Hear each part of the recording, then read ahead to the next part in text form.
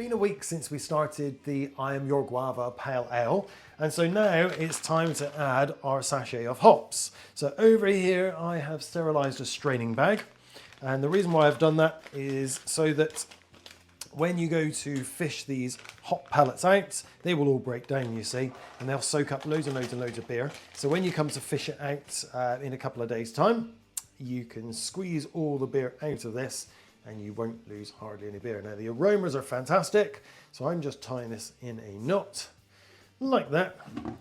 Lift that up, plonk it in, pop the lid back on, and pop it back in your warm place to carry on fermenting for a few more days. It's been another 4 days since I added the hops, so I've taken a sample in my trial jar, and with the hydrometer it's coming out at 1.014. Coming out a little bit higher than I would normally expect, but that's because we used the oat malt extract.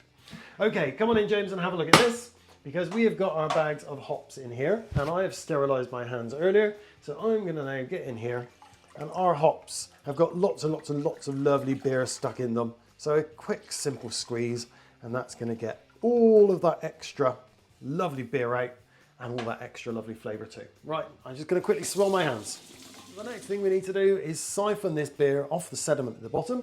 So down here I've got a sterilised bucket and I've got an auto siphon. Yes, every now and then I do use an auto siphon. Okay, I've also got this little thing here, this little bag, and this is a siphon sock, and that's just going to go over the end of my siphon, and we're going to quickly tie it on, and this is going to help prevent any little bits of sediment and stuff like that that might be in there from getting into our beer.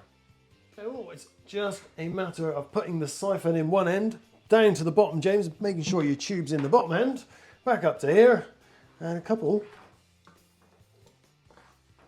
quick little pumps, and the flow starts.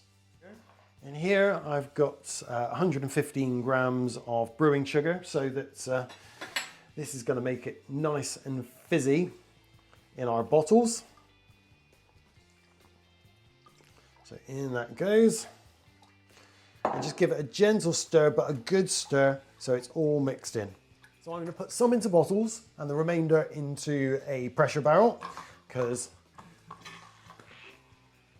I'm going to a party and I thought it would be nice and good to take a barrel of this Guava Pale Ale with me. So there we go, I've finished barreling and bottling the I Am Your Guava Pale Ale from Muntons Taproom series. So all I need to do now is dry the bottles off, put a nice label on it so we know what they are, and then the barrel and the bottles just go into my warm place, 20 degrees C, for another week so that it can have its secondary fermentation. And that's going to create a load of carbon dioxide above the beer in the barrel, and protect the beer from any infection, and also make sure that when you're pulling it off you get a nice foamy head. And with the bottles, that's going to make them nice and fizzy, and so that I can pop one in the fridge, make it nice and cool, pop it open and enjoy a nice Guava Pale Ale. Now, earlier I did take that hydrometer reading. Well, this is the 100 ml that was in my trial jar, so why not have a quick sneaky taster. So it's nice. The oat malt extract has really smoothed it out. It's smoothed out the bitterness from the hops as well, although there's a little bit of bitterness tingling on the back of the tongue, which is making my mouth water right now. And then you get this delicious toffee flavour, slight sweetness to it. And then you get all these tropical fruits. It's really difficult to explain. It is like a fruit salad sweet. Sweet pineapple, sweet mangoes, pretty obviously guava. If you've never tried guava, you really should try a guava when you're on holiday next time. They are delicious. But, okay, I know it's still young, it's still fresh, but that is going to be a really nice beer. As always, down in the comments below, if you've made this, if you need any help, if you need any questions, write them down in the comments and I'll get back to you. But for now, cheers, happy brewing. And I've only got this little leaflet to remind you I'm your father. Anyway, cheers, happy brewing, and brew one of these up and let me know how you got on. Cheers.